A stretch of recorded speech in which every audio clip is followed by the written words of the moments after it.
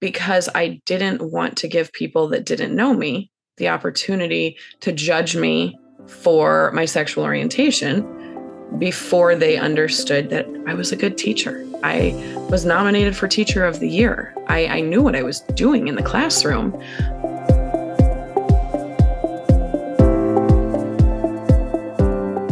Hello, and welcome to Pride and Healing Hearts.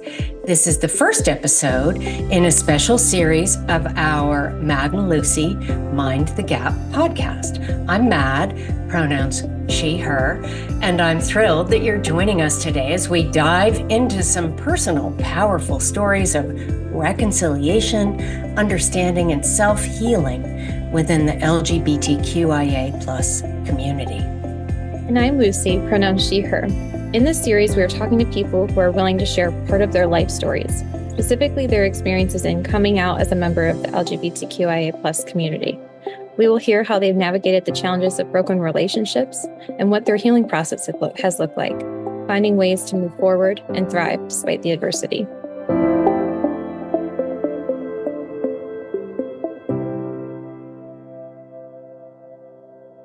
Today, we're honored to have Sarah Hempel with us. Sarah has an inspiring story of courage and self-healing to share. Welcome, Sarah. Could you start by introducing yourself and telling us a bit about your background?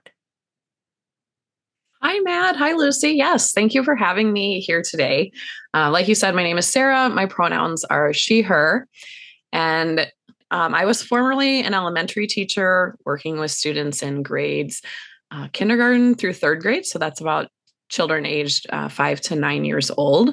And I left that role a couple of years ago and entered the corporate world and found my way to Blanchard. And I was formerly married to a man for almost 11 years and had 2 amazing children. And then in 2016, I came out. And I say that like, not totally sure what my label was. You know, there's all the letters LGBTQIA, 2, spirit, plus.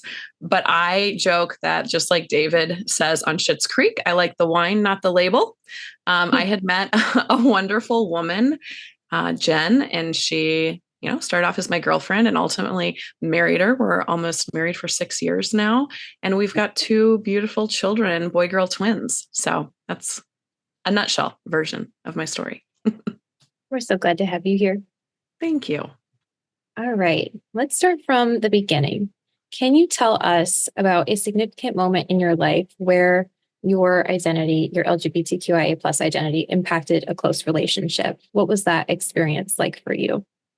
That's a great question. I would say the first real significant moment that I had was when I realized that my parents couldn't or wouldn't support my relationship with Jen. For a little context, I grew up in a very conservative religious home. And when I first introduced them to my now wife, they would treat her as my friend. And so they would thank her. Oh, thanks for being such a good friend to our daughter. Mm-hmm. And I'm like, I've told you that she's my girlfriend. And that didn't change anything. They just kept referring to her as friend. And they told me to introduce her to my grandma as my friend. Well, she's, grandma's not going to understand that. So just tell her that she's your friend and you're visiting. And so the moment that really stands out was preparing for our wedding in 2018. And I sent off these cute little packages like ties and men's dress socks to my dad, my brother, asking, my brother to stand up with me in our wedding and asking my dad to walk me down the aisle. And I honestly remember this like it was yesterday. I was sitting in Panera Bread restaurant at St. Louis Park, Minnesota, and I got a call from my dad. And I was there with Jen. I was so excited because I was like, oh my gosh, he got the package. He's going to, be excited to tell me he can't wait to walk me down the aisle. And as soon as I answered, I could tell that something was off and in his voice. And he said, Sarah, I got your note. And I'm calling to say we can't participate in this wedding. This isn't right. We can't stand by it. We can't act like it is. So we're happy to show up and watch, but we will not participate. And I just remember being devastated, like right in the middle of a restaurant. I'm sitting there bawling. Jen knew that obviously something went terribly wrong with the conversation. And I just said, well, then don't bother coming. And that was the beginning of the end, I guess. Wow. So was that the end? I mean, have you found a way to have a relationship with those folks? Unfortunately, no. Through some time, I remember there was a couple of years later, I was sitting at church and the pastor was talking about forgiveness and that you can forgive, but that doesn't mean you have to forget, and that you can have boundaries. And because my parents were very religious, I took the opportunity to send them an email and express that, like, what they have said and how they have acted. And I've later heard, stories that they would share with my sister, who we talked for a while. And so I just spelled out kind of like, hey, I heard this at church. This is my take on it. And my take is that I do have boundaries, both for myself and for my family. And if this is truly your stance, that you can watch but not partake, then right now, like, we don't have a space to have a relationship right now. So I did get a response, not a great one, more lecturing on why everything I was doing was wrong and bad, told where I was going to go for eternity. I'm like, well, okay. So no, I haven't spoken to them since 2018, to my dad, and haven't spoken to my mom since 2017. So it's been years. But your brother and sister, you do have a relationship with? No, my brother, no. He had the same reaction as my dad, texted it to me instead of calling me. My sister and I actually had a really good relationship at first.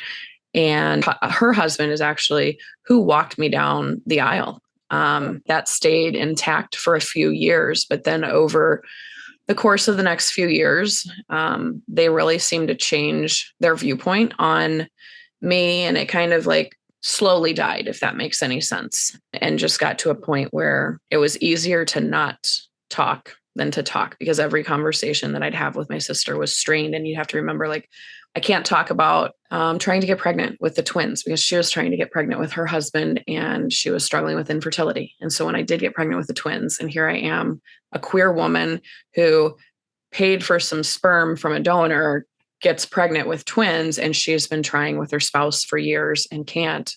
There just a lot of resentment started to build up. And, when all you have left to talk about is the weather, you kind of stop picking up the phone. I'm wondering, as you found yourself, if you have had to deal with not being accepted at work, like, how has it shown up for you? How has it affected you?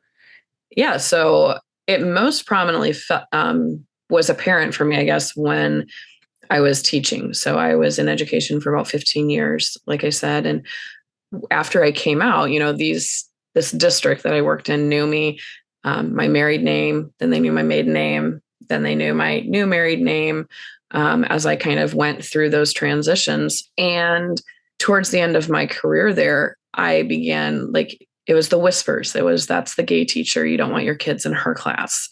I had an amazing principal that was like, oh, well, I'm the fat principal. Maybe they don't want to come to my school, which, tried to like lighten the mood. And she was super supportive of me. Fortunately or unfortunately, however you want to look at it, honored those requests, because she's like, well, if they don't want to be in there, we don't want to put them in there because we don't want you to have to deal with that conflict, right? Like, let's set everyone up for success. But I would have to lead with, like, talking about my family as my family. So a lot of my colleagues would put on their classroom website, my husband and I live in blah, blah, and we have 3 kids. And my profile said, my family and I reside in and have a dog or whatever. Because I didn't want to give people that didn't know me the opportunity to judge me for my sexual orientation before they understood that I was a good teacher. I was nominated for Teacher of the Year. I knew what I was doing in the classroom, but some people couldn't see past the sexual orientation. And that was a significant part, along with other just stressors of being in public education this day and age, that led to me resigning. So I would say that's the biggest place it's shown up. In other places I've worked, particularly where I'm at now, I don't experience that, which is such an amazing feeling. My wife actually is working now in her first job where she has not experienced it, in a different school district. And she's like, I know what you mean when you say you love going to work because you work with good humans. She's like, I finally feel that too. I'm accepted. I can come as me. And I'm like, yeah, it changes everything about your outlook on just day to day when you can show up genuinely as who you are and people will accept you. It sounds like in your journey, maybe the direction that it has taken you is that reconciliation wasn't the answer as much as learning to heal and learning to be okay with it. Would you mind sharing a little bit about sort of that journey, that part of it? Yeah. Lots of hours of therapy, really good therapist. And I say that kind of tongue in cheek, but I mean it. That probably is one of the largest things that saved me.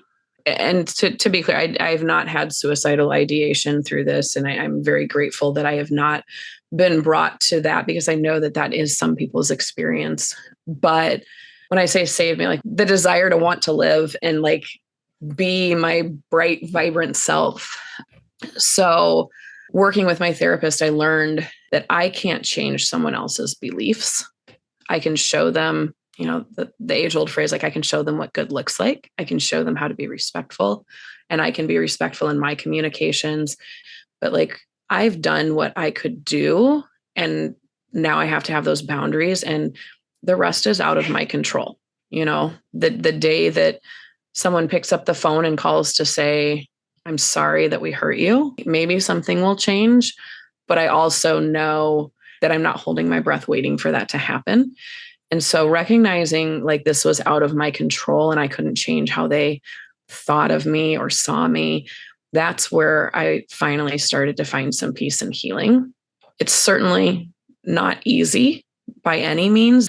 There's days where I will see a family together, or it's June, so it's Pride Month, and I go to different Pride events and I see families where there's a mom and a dad and they have a trans son and they're so supportive of that child. And I'm like, wow, those are good humans that are putting their child first and making sure they provide a safe, loving, warm environment for them. And so I do get sad when I see that, but I, at the same time, know and am reminded that I have chosen family who, are just as or more amazing than my bio family, because they have given me the opportunity to show me that I'm valued, that I'm special. So our holiday celebrations look a little different than a traditional family's, but that's okay. We do Friendsgiving instead of more of a Thanksgiving, because that's our chosen family. Love that.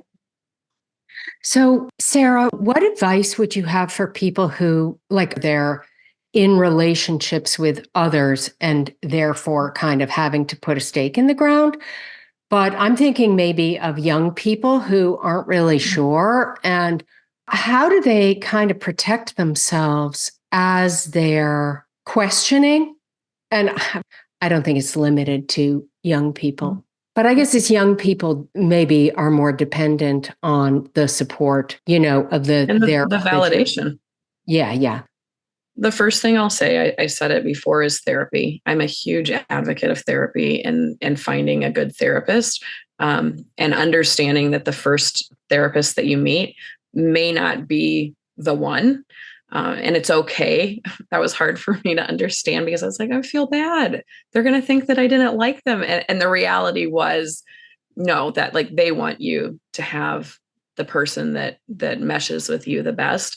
So take time and find a therapist that feels like you're talking to an old friend after coffee. That was the advice that someone gave me years ago. And when I found my therapist that I could do that with, I was like, oh, now I know what this is like. Like, really, you just want to have someone you can be talking to. That helps you understand, helps you be able to ask the questions that maybe you're not comfortable asking other people, in a very safe space that doesn't have judgment. They're not judging you. They're not thinking one thing or another because of what you're saying or what you're asking. But I also know that not everyone has access to therapy and mental health resources. And so another tool that I've liked to use is journaling. And it helps me to gather my thoughts when I can write things down. Sometimes it helps me if I've got really angry thoughts. If someone really hurt me and I wish I could just yell all these things out to them and these words are spinning around in my head. But if I put them on paper, I'm not hurting anyone. It's not going to make anything any better if I went and yelled at that person. And so write down some goals for where you want to be. What do you want your day, your life, your experiences to be in 2 days, 2 weeks, 2 months, 2 years? It's really hard work because for me, I was coming out as I was going through a divorce. So sometimes all you can do is look forward to the next 2 minutes or 2 hours, and that's okay. Set goals, make a note, like I'm going to get out of bed and I'm going to go walk tomorrow. And I'm going to think about whatever it is that you're questioning or thinking about, or I'm going to meet up with some friends for coffee, people that I trust, that I can talk to and share my thoughts with. No matter if your goals are big or small, writing them down, I think helps. And I think it will help you get to the other side of I say, finding yourself. I think another resource is just, and again, it doesn't exist everywhere, but local resources. So I just started a nonprofit in my county for LGBTQ individuals. And we have a Facebook group, and we really vet people before they can join the Facebook group to make sure it's a safe place. What's been really cool is it's a free resource for people, but people have been comfortable asking questions, whether it's questions about themselves or questions about a recent one was someone was going to be attending their sister's wedding and their sister's partner was non-binary. And so they were struggling with, what do we call? It's not a groomsman or, a maid of honor, and all of the conversation were people supporting this individual as they were trying to navigate something that was really difficult for them. And the advice that was shared, ask the person. We have to start asking questions. We don't know, and there's no rule book that says, here's how weddings should be done. So ask your sister's partner how they would like to be addressed, how they would like their wedding party to be addressed. And so I think looking for local resources like that is also helpful. So, what I'm hearing is get help. And if the help that you initially find isn't helpful, keep trying. Yeah, keep looking. Yeah. I think if anything, maybe I'm wondering, Sarah, if there's one thing that our listeners sort of take away from your experience, your stories, the things that you've learned, what is that one thing or a handful of things? I will use the phrase, find yourself, and your version of you may be different at different points in your life. And that's okay, because you're changing, you're evolving through different experiences that you have, through different relationships that you have with different people. And there's no right or wrong way to do life. There's no right or wrong way to be LGBTQ, part of the community. You have to find yourself, and ultimately only you can do that. So really look for the resources, kind of like I've told my kids, you look for the helpers. You look for the helpers in the room. And some communities have a lot of helpers and some communities don't. But there's great organizations out there like Out Front Minnesota and the Trevor Project that are statewide or nationwide that can assist people that have questions or are looking for the helpers in the room. I love that. Yeah. It sounds like you have a lot of grace for the people who can't accept you as you are. I would say I do now. Hasn't always been that way. I spent a lot of these years being angry. And at the end of the day, realize my anger isn't going to change the situation. And really, it's only impacting me. They don't know that I'm angry, right? So it's not like it's bothering them in any way or impacting them. And so I had to find myself. And it probably, in all honesty, has only happened in the last 6 to 12 months or so. I've been through a lot of struggles. I've changed careers completely. I've gone through a layoff due to a reduction in force, like different things. And in the last 6 to 12 months, I would say my life puzzle has started to feel like the pieces were falling into place. And as that happened, I think I became more confident in who I am and my ability to express that and what I believe, and kind of figured out my values, I guess, for lack of a better word. I found a workplace that valued me and loves me for who I am. I've got the chosen family that values me for who I am. I have my family with my wife and my twins, built up a really awesome organization. And so, like I said, like all the pieces are falling into place, which also brings confidence that I can do this. Definitely having more good days than bad days now. It feels really good. Thank you, Sarah. I think having you as a role model for people who don't feel like they can be themselves fully who they are, in any way. Right. Whether it's sexual orientation or a form of neurodiversity, or, the list goes on, right? All the different ways that we're all different from each other. I admire that you admit that you were so angry for a long time and how much getting help, the right kind of help, made a difference. Yeah. Thanks for letting me share my story with you.